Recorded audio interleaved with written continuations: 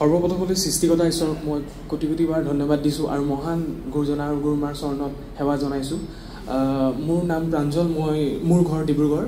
মোৰ এটা সাক্ষ্য আছিলে। মই 2024 চনত যোৱা বছৰ PhD কাৰণে এপ্লাই কৰিছিলোঁ, কিন্তু সেই মোৰ PhD এপ্লাই কৰোঁতে ৰিটেন টেষ্টত পাছ কৰিলোঁ, কিন্তু মই ইণ্টাৰভিউত পাছ নকৰিলোঁ। মই আশা কৰি আছিলোঁ যে সেই বছৰ মই PhD চিট পামেই, কিন্তু সেই বছৰ মই প্ৰাৰ্থনা নকৰিলোঁ। মোৰ বহুত দুখ লাগিলে। তেতিয়া মোক মায়ে বুজালে যে প্ৰভু যীশুৱে এয়া মোৰ পৰীক্ষা লৈছে, মোৰ বিশ্বাস চাইছে। তো তেনেকৈ মই আকৌ প্ৰাৰ্থনা কৰিলোঁ প্ৰভু যীশুক। মই ভাবিলোঁ যে হয়, প্ৰভু যীশুৱে মোৰ পৰীক্ষা লৈছে। তেনেকৈ মই এই বছৰ 2025ত PhD কাৰণে আকৌ ডিব্ৰুগড় বিশ্ববিদ্যালয়ত এপ্লাই কৰিলোঁ। মই ৰিটেন টেষ্ট দিলোঁ। মই ৰিটেন টেষ্ট যোনদিনা ৰিটেন টেষ্ট দিব গৈছোঁ, সেইদিনা এক্সাম হলত মই বহিছোঁ। কুৱেশ্যন পেপাৰখন মোক দিছে। মই যোনখিনি পঢ়ি আছোঁ এটাও তাৰ পৰা কুৱেশ্যন অহা নাই, চব বেলেগ কুৱেশ্যন আহিলে। মোৰ তেতিয়া চিন্তা হৈছে যে মই কেনেকৈ এই পেপাৰখন লিখিম, কেনেকৈ পাছ কৰিম। মোৰ এনেকৈ সময়বোৰ গৈ আছে। তেনেকৈ মই মোৰ লগত পোহৰৰ কাৰ্ডখন লৈ গৈছিলোঁ। এই পোহৰৰ কাৰ্ডখনক মই চিন্তি প্ৰাৰ্থনা কৰি যে প্ৰভু যীশু আপুনি আশীৰ্বাদ কৰক, মই এই পৰীক্ষাটো যাতে আপুনিয়ে লিখে, মই নামতহে বহি আছোঁ। তেনেকৈ কৈ মই 8খন এক্সট্ৰা পেজ লৈ টোটেল 9খন পেজ মই লিখিছোঁ শেষৰলৈকে। তেনেকৈ মই ৰিটেন টেষ্টটো পাছ কৰিলোঁ। এই যোৱা নৱেম্বৰ 10 তাৰিখে মোৰ ইণ্টাৰভিউ হৈ গ'ল। ইণ্টাৰভিউত মই দেখিলোঁ বহুত কেণ্ডিডেট আছিলে, বহুত মোতকৈ কোৱালিফাইড মানুহ আছিলে, কলেজৰ এক্সপিৰিয়েঞ্চ প্ৰফেচাৰ আছিলে। তেনেকৈ মই ইণ্টাৰভিউ দিলোঁ। সেই ইণ্টাৰভিউত প্ৰভু যীশুৱে মোক আশীৰ্বাদ কৰিলে, মই পাছ কৰিলোঁ। মোৰ সৰু এখন বাইবেল আছিলে, মই পকেটত লৈ গৈছিলোঁ। পোহৰৰ কাৰ্ডখন মই নিজৰ গাত ভৰাই লৈ গৈছিলোঁ। তেনেকৈ প্ৰভু যীশুৱে আশীৰ্বাদ কৰাৰ কাৰণে মই এই PhD এইবাৰ চিট পাবৰ কাৰণে সক্ষম হ'লোঁ। আৰু মোৰ মায়েও কালি প্ৰাৰ্থনা কৰিছিলে যে এই দেওবাৰে আজিৰ দিনটোত এই সাক্ষ্যটো যেন আমি সকলোৰে আগত দিব পাৰোঁ। ধন্যবাদ। Praise the lord.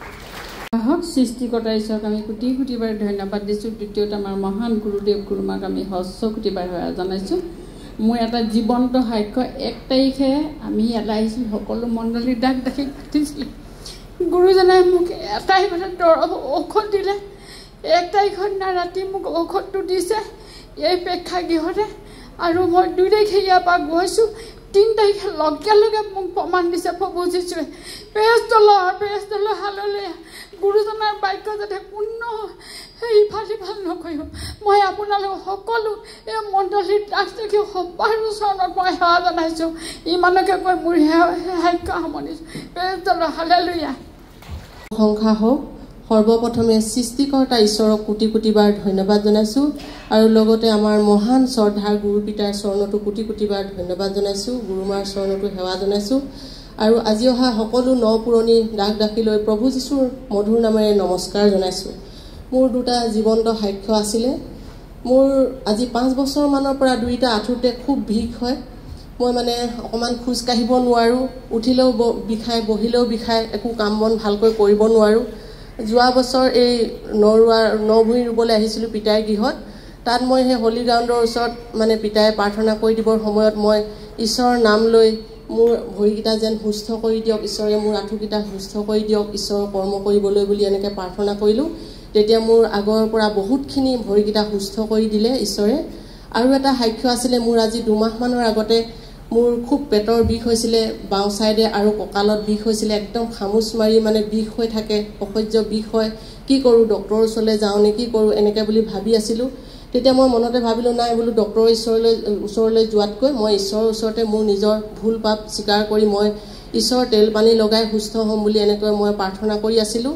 আৰু লগতে আমাৰ প্ৰতি দেওবাৰে যি আমাৰ গৃহমণ্ডলীৰ প্ৰাৰ্থনা হয়, সেই সকলো দাস দাসীৰ আগত মোৰ স্বামীয়ে সকলোকে প্ৰাৰ্থনা কৰিবলৈ অনুৰোধ কৰিছিলে, আৰু তেওঁলোকেও মোৰ কাৰণে প্ৰাৰ্থনা কৰিলে। আৰু তাৰ পৰাই মই এতিয়া সম্পূৰ্ণৰূপে এই পেটৰ বিষ আৰু কঁকাল বিষৰ পৰা সুস্থ হ'লোঁ। এয়াই মোৰ জীৱন্ত সাক্ষ্য। ধন্যবাদ।